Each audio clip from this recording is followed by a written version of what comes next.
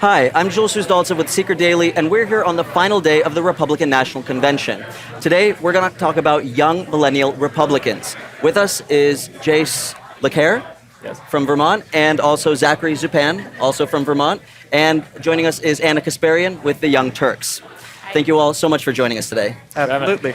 So, to begin with, I just want everybody to know exactly how young you guys are. Now, Jace, you are 17 years old. Yes. You are the youngest delegate in Vermont history. Right. How does that feel?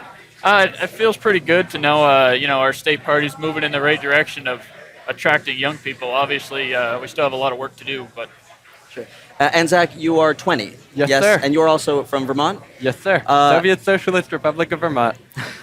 And so we were talking earlier, and you said that you are an unbound delegate and you're an alternate delegate. Mm-hmm. And an unbound delegate is somebody who is not bound to a single candidate. But you did cast a vote for a candidate, and that was...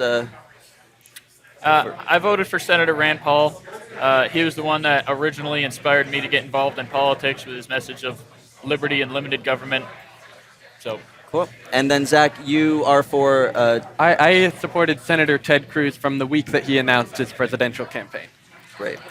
So, being this young, when did you actually first become interested in politics? Let's start with you, Jace. Well, Senator Rand Paul actually came to visit our state for a fundraiser back last August. I got to meet him. I got to hear him speak. And I think, once I heard him and met him, that really solidified that he was the candidate that I wanted to support, and this was the party I wanted to be a part of. Gotcha. And how about you, Zach? And, well, I've been raised in a political household, so I've always been interested. I remember watching the 2008 Republican National Convention when I was 12. I was fascinated. I thought the speech was very interesting. But I didn't get involved for a while, even through the 2012 elections. But then I started working with Generation Joshua, which had these fantastic political simulation camps called iGovern, and it showed me how to get engaged. Gotcha. So, when did you actually decide to be a delegate? Well, when was that moment? Well, I had been following with the Cruzs campaign. I worked for him in New Hampshire, and I heard that there was going to be an effort to try to win at the convention with delegates. That was before he suspended his campaign. I wanted to help with that, so I researched my state's process. I found out I could get involved. It wasn't too late.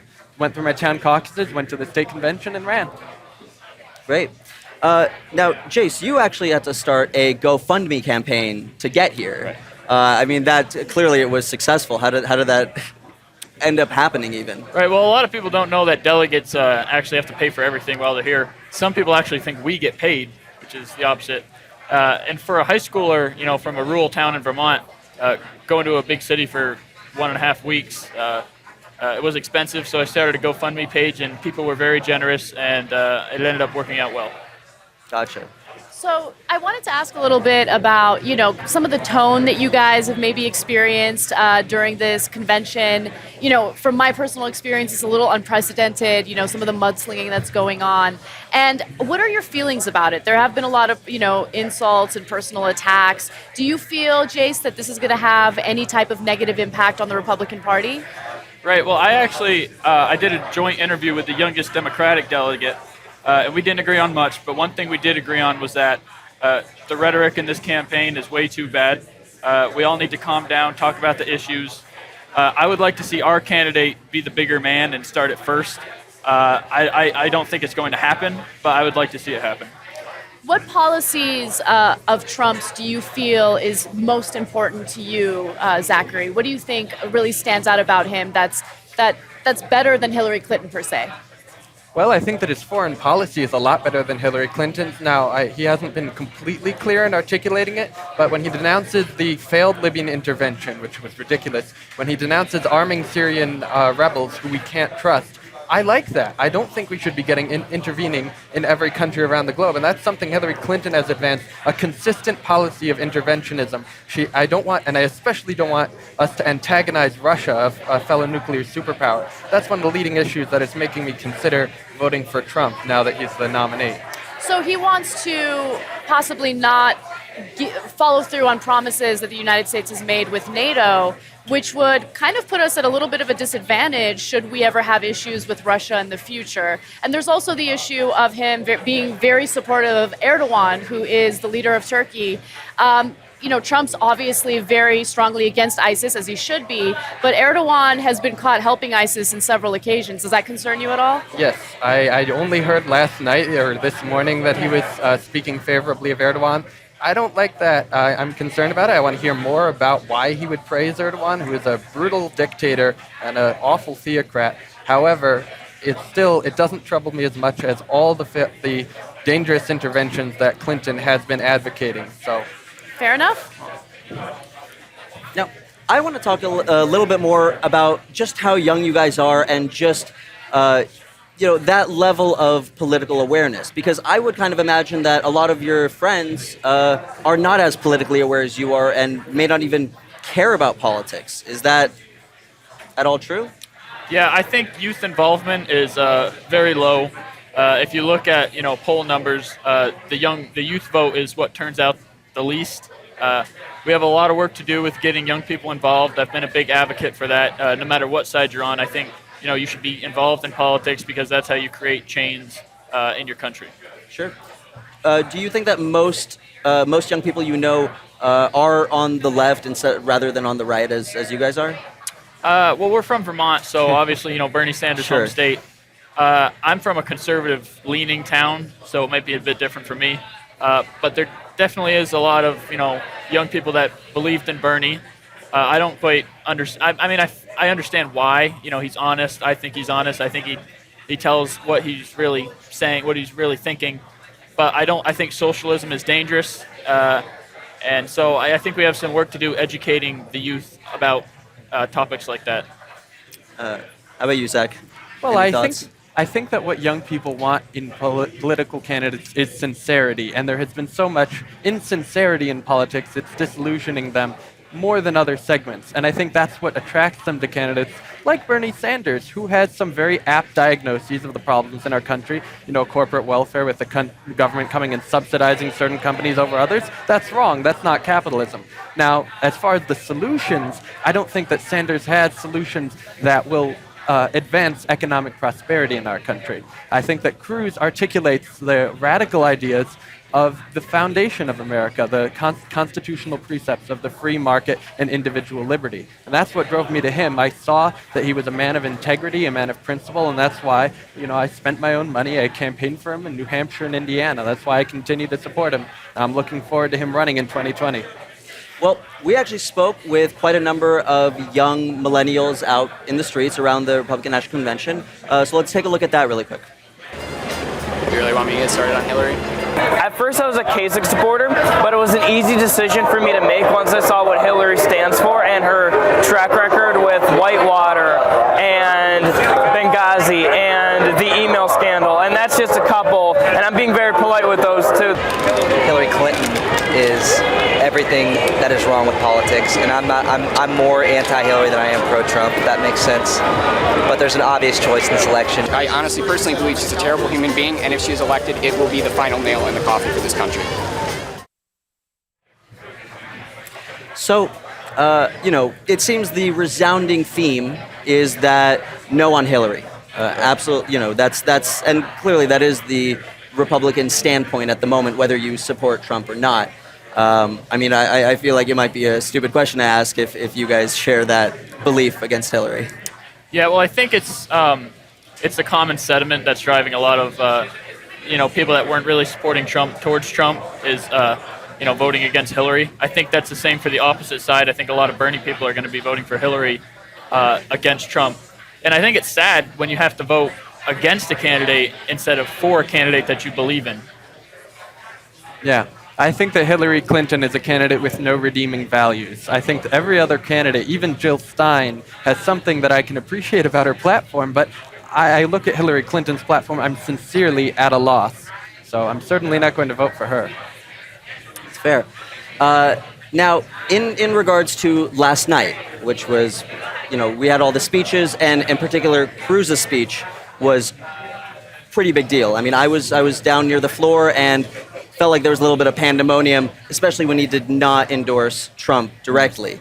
Zach, how did you feel about that as a Cruz supporter? I thought that his speech was fantastic. And frankly, I think that the people who side with Trump ought to be thanking Ted Cruz for setting forth an example for how the significant segment of the Republican Party that is not willing to publicly support Trump and never will publicly support Trump ought to be conducting themselves right now. He did not criticize Trump now that he's the presumptive nominee. He denounced his opponent, and he praised the conservative values that Trump is espousing. He said to vote your conscience. So if Trump really is the conservative candidate, if a vote for him can be made in good conscience, then he's not contradicting Trump at all. He's giving Trump a bar that he can meet and encouraging other people to see that as a qualification that Trump has to attain. And I think that the Trump campaign, rather than tearing down someone who is already out of the race, ought to focus their energy on trying to meet that bar and trying to earn the votes of other people. That's something that will actually unify our party. If I could say one other thing about party unity, if you have a moment. Sure. Listen, this party is not going to live or die depending on whether or not Donald Trump wins the election. This party is going to live or die depending on whether we tear each other apart for our choice in this election. And there are people on both factions, the people who will never vote for Trump and the people who insist you vote for Trump, are attacking each other. Now, if we allow that to happen, we will destroy the party. And Trump ought to be doing everything he can to not to try to push his way and bludgeon people with endorsement after endorsement and guilt trip after guilt trip why they should vote for him. He should just be trying to earn their vote and talking about why he is qualified. So, Zachary, I have a follow-up to that. You know, there's some speculation that what Ted Cruz did yesterday was a bit of a political maneuver, and what he's planning on doing is kind of playing both sides, coming to the convention, you know, using the platform to kind of speak out and get his message across without necessarily having to, you know, formally endorse Trump. That way he can say, well, I was there and I said I'm not going to vote for Hillary, so in essence I'm supporting him. But then later on when he wants to run, he can come out and say, well, I didn't, you know, formally endorse Trump. Do you think that was, first of all, an accurate interpretation of what he did last night?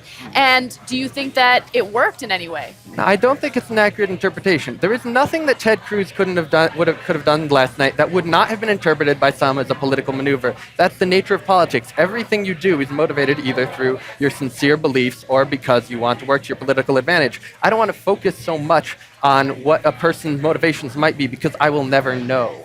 What I want to focus on is the fact that Ted Cruz gave a speech that has the potential to unify our party, and by emphasizing conscience rights, he is trying to bridge the gap that's being made in our party that could destroy this party. Look, Trump, if he's elected, he's going to be president for, 8 years? And after that, will we have a party that was driven apart by people who decided to crucify each other for the stance they took on that election? Or will we have a party of people who disagreed, but were able to say, we still have principles that will unite us on most elections, and we're still going to work together? I think that if Trump's supporters really care about this country more than their own candidate, they ought to embrace Cruz's speech, say, thank you, Senator Cruz, for your words. We are going to try and unify this party like we've said that we're going to do. So just to be clear, you believe that he was attempting to unify the party by not formally endorsing him? Absolutely, because if he had just given his name as another tool that the Trump campaign could hit people over the head with, you know, another checklist name on the box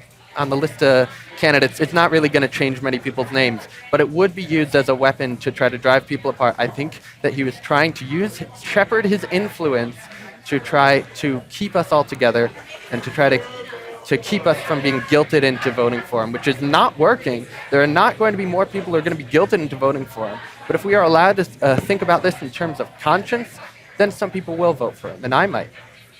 Now, Jace, you are in an interesting place in all of this because you cast your vote for Rand Paul, but you also have worked on Ted Cruz's campaign. In light of that, how do you feel about Donald Trump and what he might mean for the future of the Republican Party?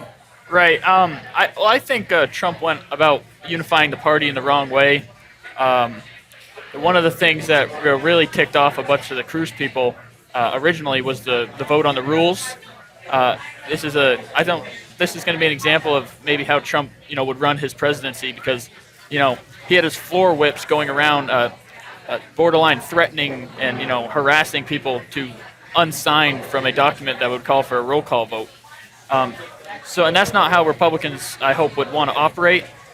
So I do fear that he may cause some long-term damage of viewing of conservative principles in the party. So I hope he can get his act together. I'm interested to see his nomination speech and see if he can maybe, counteract some of those things that he's done in the past. Well, I mean, as young people, you guys really are the future of the Republican Party. There's no question of that, unless you change your, which party you're with. But what do you see is the future of the Republican Party in general? Is it a continuation of, I think, what a lot of people are referring to as an establishment, or is there a new direction for the party? Well, I think the new direction for the party is liberty-oriented, so privacy, non-interventionalist foreign policy, leaving people alone. And leaving people alone means a more tolerant party to all gender orientations, all ethnicities, the LGBT community. So I think if the Republican Party would embrace those principles of liberty and leaving people alone, it would really grow. I think a lot of new groups would be voting for us, including young people, and that's what I would like to see happen in the future. How about you, Zach? I think that, as I was saying, that young people want sincerity, and I think the best way is to go back to the vision of the founders and advance a simple, powerful message that government exists to protect life, liberty, and property, and to punish evildoers. I think that is a concise message. It is a powerful message. It is, more than anything else, a functional message which has worked for us in the past. And that if we advance those principles, then we will be able to attract young people and all people from all walks of life to this party. And I think it's what we must do if we are to survive. Well, I think that's interesting because actually Anna and I have talked about the fact that there seem to be very, very few young female supporters of the Republican Party, and I think particularly of Trump. When we did our interviews on the street, we literally could not find a young female Republican. Really? Do you feel as though the Republican Party is too male-dominated, or that it is male-dominated?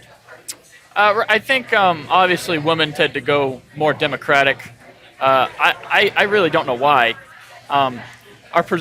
Our party principles are fine in accordance with women.